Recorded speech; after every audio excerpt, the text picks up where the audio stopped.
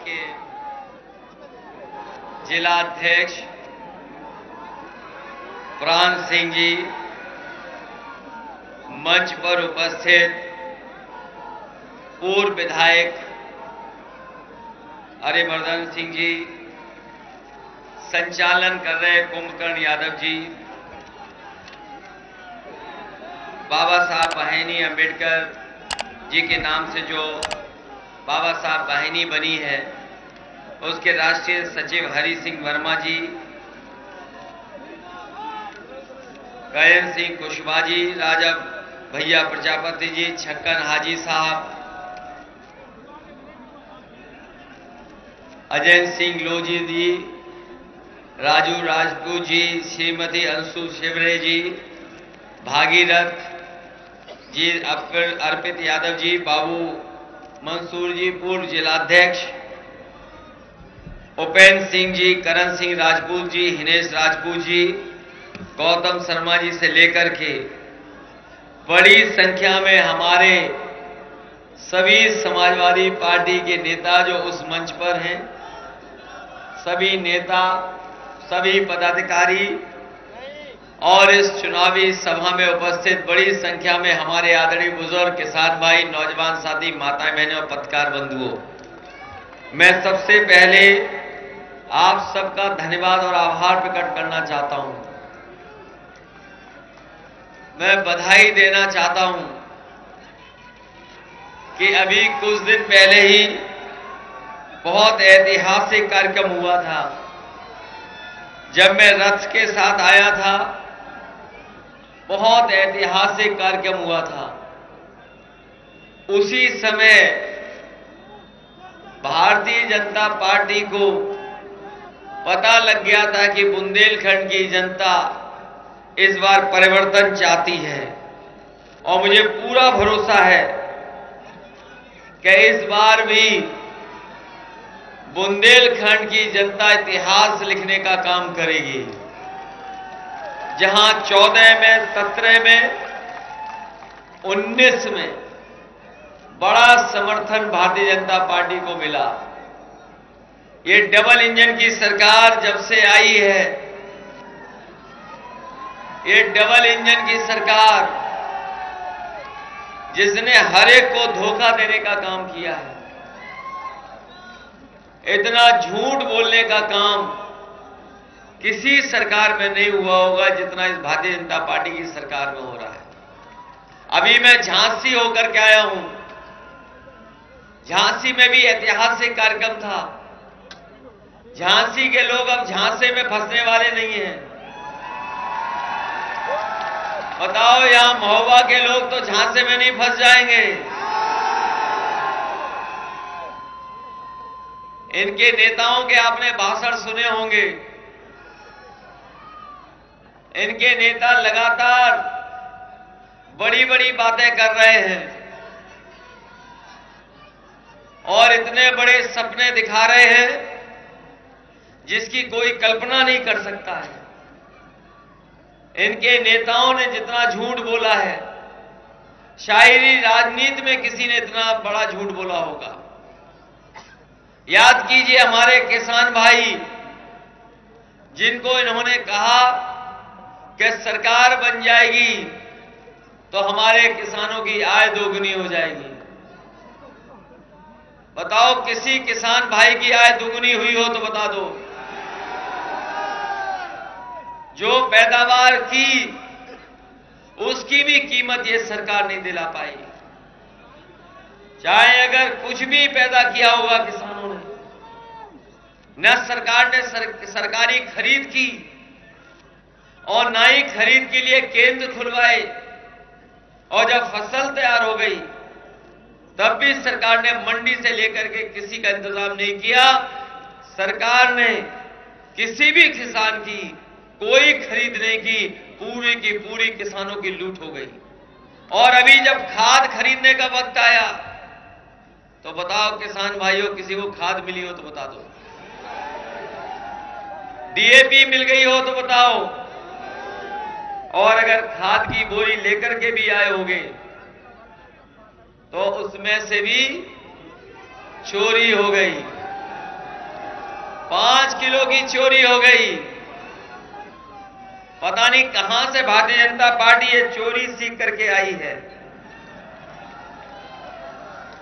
इसलिए इस बार जहां बुंदेलखंड में समर्थन मिलता था, इस बार बुंदेलखंड की जनता भारतीय जनता पार्टी के लिए दरवाजा बंद कर देगी। आपने सुना होगा, जैसे ही चुनाव समाजवादी पार्टी के पक्ष में होने लगा, हमारे बाबा मुख्यमंत्री गर्मी निकालने की बात कर रहे थे, कह रहे थे गर्मी निकाल देंगे। लेकिन अब तो दूसरे चरण का भी वोट पड़ गया है। पहले चरण में थोड़ी बहुत गर्मी निकाली थी, इनके कार्यकर्ता, इनके नेता पहले चरण का वोट देख करके ठंडे पड़ गए हैं। और जिस समय बुंदेलखंड की जनता वोट डालेगी, भारतीय जनता पार्टी के लोग सुन्न हो जाएंगे। इस बार यहां चमत्कार होने जा रहा है। इस बार चमत्कार होगा और भारतीय जनता पार्टी को एक भी सीट मिलने वाली नहीं है। ये अन्ना पशुर वाली समस्या समाप्त हो गई कि अभी भी है? हजारों करोड़ रुपए लगा दिए सरकार ने, जनता ने कितनी गौशालाएं बनाई, लेकिन अभी भी अन्ना पशुओं की समस्या का समाप्त नहीं कर पाए। जहां किसानों को अपनी रखवाली करनी पड़ रही है, खेतों पे तार लगाने पड़ रहे हैं, और हमारे बाबा मुख्यमंत्री जी का जो प्रिय जानवर है,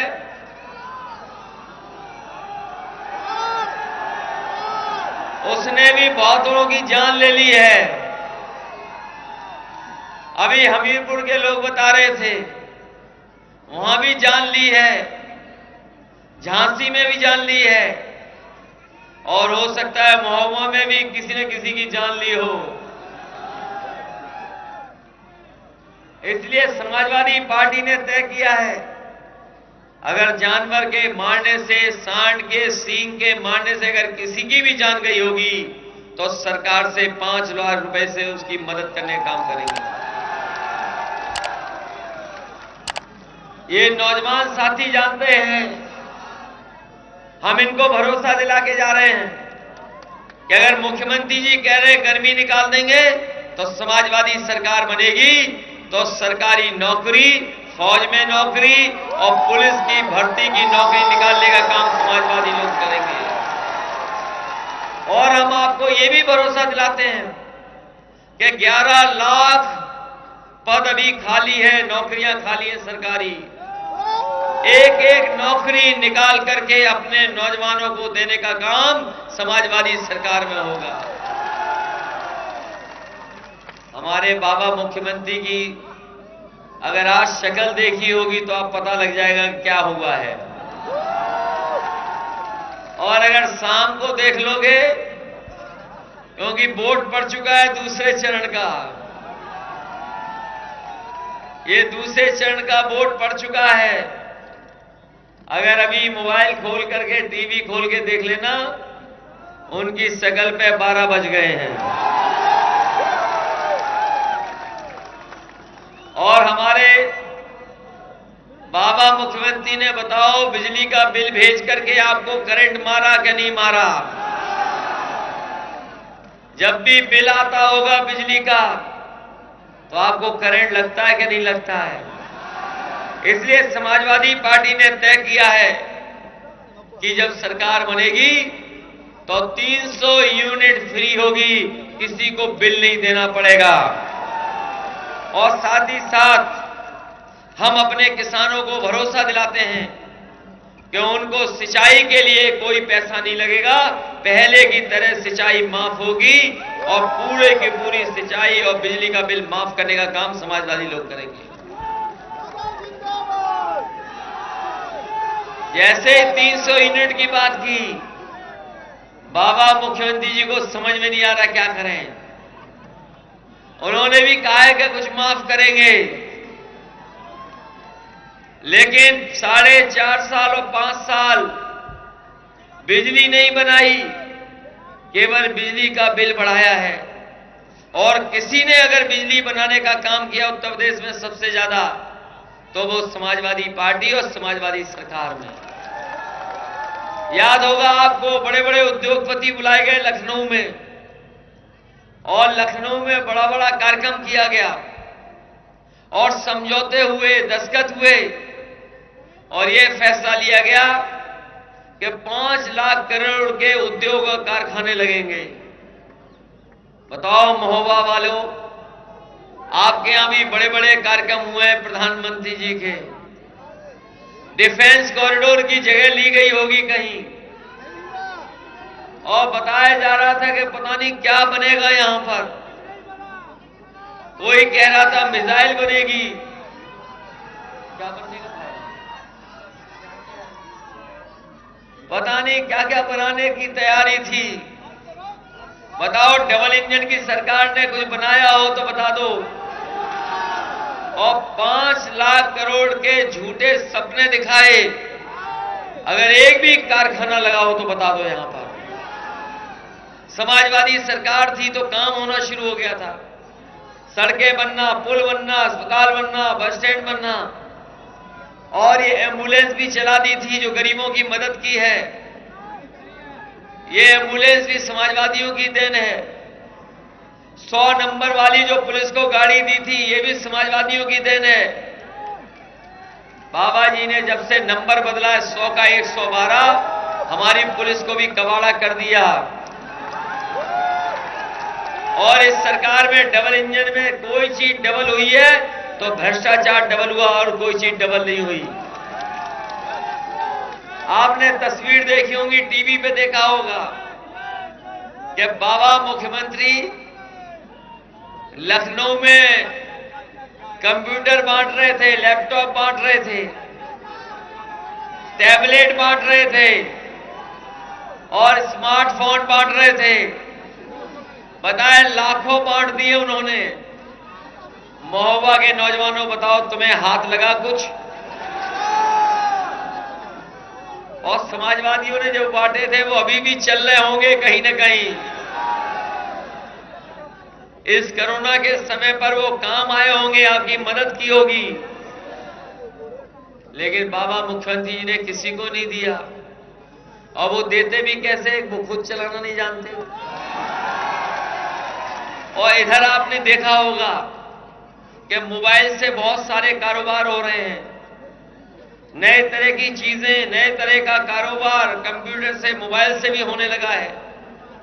बड़े पैमाने पे व्यापार, कारोबार आजकल मोबाइल और कंप्यूटर के माध्यम से हो रहा है। इसलिए समाजवादी पार्टी ने तय किया है कि जब सरकार बनेगी तो 22 लाख कंप्यूटर से जुड़े हुए रोजगार अपने नौजवानों के भविष्य को बेहतर करने के लिए देने का काम करेंगे।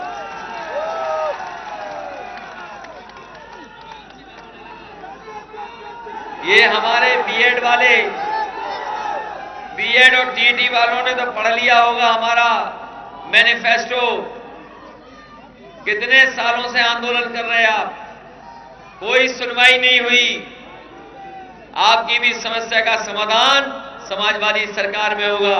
न केवल इनका, बल्कि शिक्षा में बीएड, बीपीटी, बीटीसी वाले और 69,000 जिनके साथ धोखा और अन्याय हुआ है, उन नौजवानों को भी नौकरी देने का काम समाजवादी सरकार में होगा। जो लोग बाबा साहब भीमराव अंबेडकर जी को मानते हैं, उनके रास्ते पर चलने वाले लोग जानते होंगे, ये आउटसोर्स वाले मामला बहुत खराब है। ये लगातार हर विभाग में आउटसोर्स नौकरियां हो रही हैं। आउटसोर्स के बहाने न जाने कितनी तकलीफ और परेशानी का सामना करना पड़ता है। इसलिए समाजवादियों ने तय किया है कि आउटसोर्स को धीरे धीरे खत्म करके परमानेंट नौकरी देने का काम भी समाजवादी सरकार में होगा। इसलिए महोबा के लोगों, जिस समय सूखा पड़ी थी, आपको याद होगा समाजवादी पैकेट से हम लोगों ने गरीबों की मदद की थी। उसमें चावल था, आलू था, आटा था, दाल थी, और सरसों का तेल था, घी भी था, चीनी भी थी। अभी बीजेपी वाले बहुत राशन बांट रहे हैं। जो लोग पढ़े लिखे होंगे, जागरूक लोग होंगे, वो जानते होंगे कि पहले ये राशन तक था। जैसे ही चुनाव आया, इन्होंने कहा मार्च तक बांटेंगे।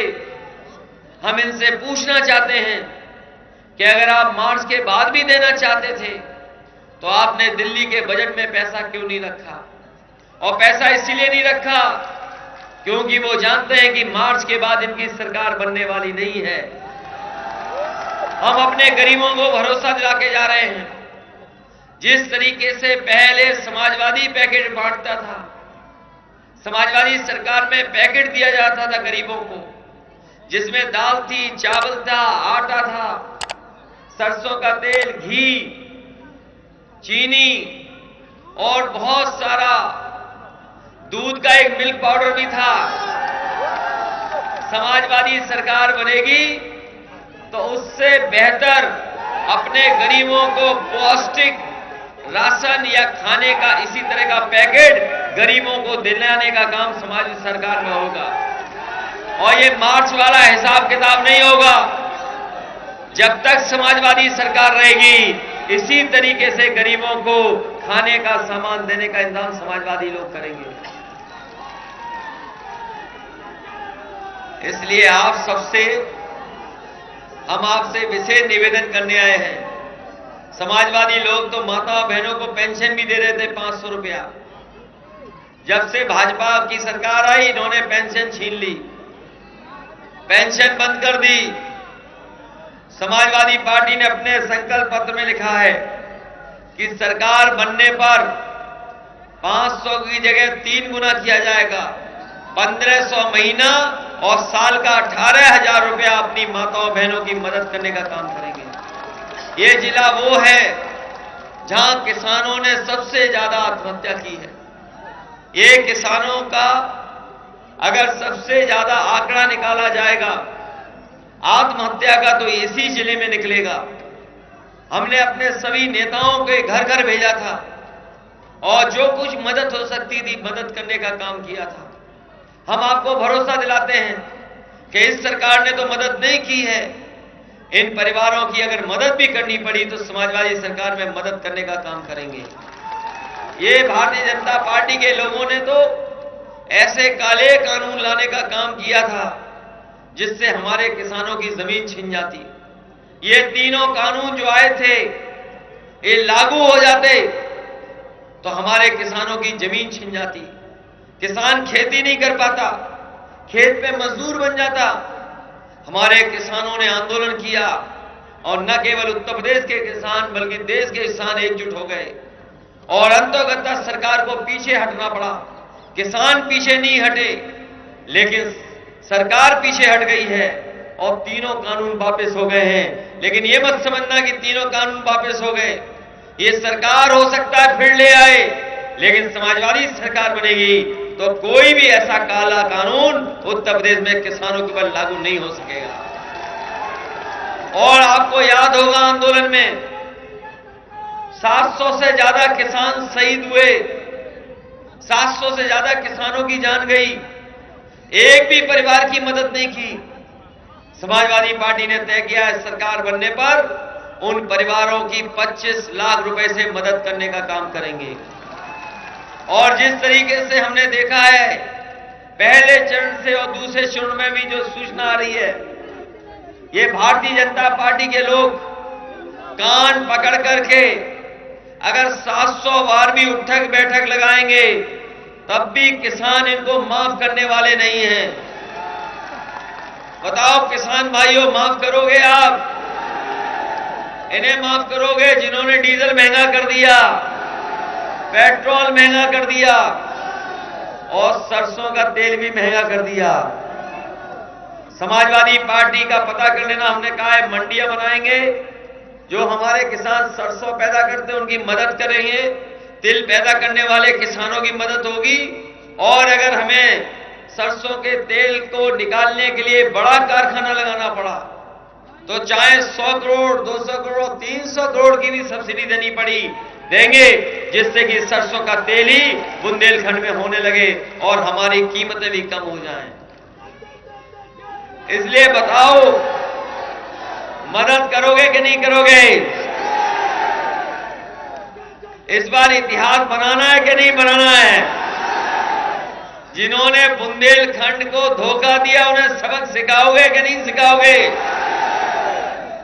और जिन्होंने कहा गर्मी निकाल लेंगे, उनको ठंडा करोगे कि नहीं करोगे? जिन्होंने किसानों को धोखा दिया उन्हें सबक सिखाओगे कि नहीं? झांसी वाले तो नहीं आने वाले झांसे में। बताओ, महोबा के लोग तो नहीं आ जाओगे झांसे में? ये झूठ बोलने वालों को सबक सिखाओगे कि नहीं सिखाओगे?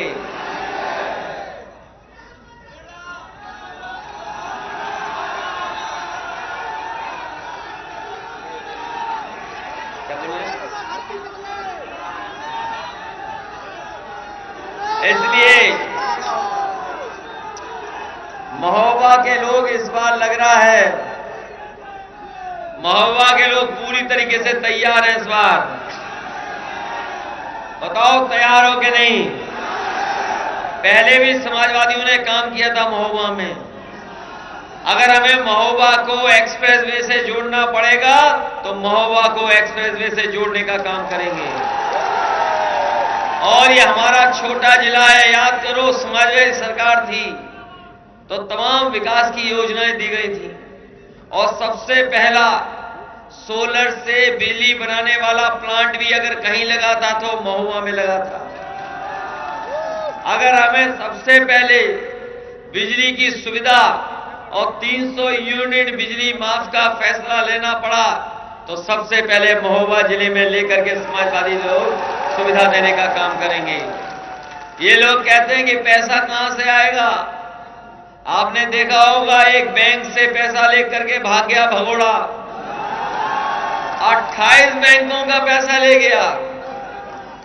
एक दो बैंकों का नहीं, 28 बैंकों का। ये उतना पैसा है जिससे पूरे उत्तर प्रदेश के किसानों की 300 यूनिट फ्री बिजली मिल सकती थी। बताओ, भागा है और पहले भी भागे थे और बैंक का पैसा लेके भागे थे। वो सब कहां के थे? इसलिए उत्तर प्रदेश को बचाओगे कि नहीं बचाओगे? ये बदहाली को खुशहाली के रास्ते पे ले जाने का चुनाव है, संविधान बचाने का चुनाव है और लोकतंत्र बचाने का चुनाव है। बताओ, लोकतंत्र बचाओगे कि नहीं बचाओगे? इसलिए दोनों प्रत्याशी हमारे रामजीवन दत्ता जी हैं, चरखारी से चुनाव लड़ रहे हैं, इनकी मदद करना, और मनोज तिवारी जी आपके महोबा सदर के प्रत्याशी हैं, इनकी भी मदद करना। हम आपको भरोसा दिलाते हैं, जिस तरीके से पहले विकास की ओर ले जाने का काम समाजवादियों ने किया था, अपने किसानों की मदद, नौजवानों को नौकरी रोजगार, व्यापारियों की मदद और तमाम सुविधाएं देने का काम हम लोग आने वाले समय में करेंगे। इन्हीं शब्दों के साथ आप सबका बहुत बहुत धन्यवाद और बहुत बहुत आभार।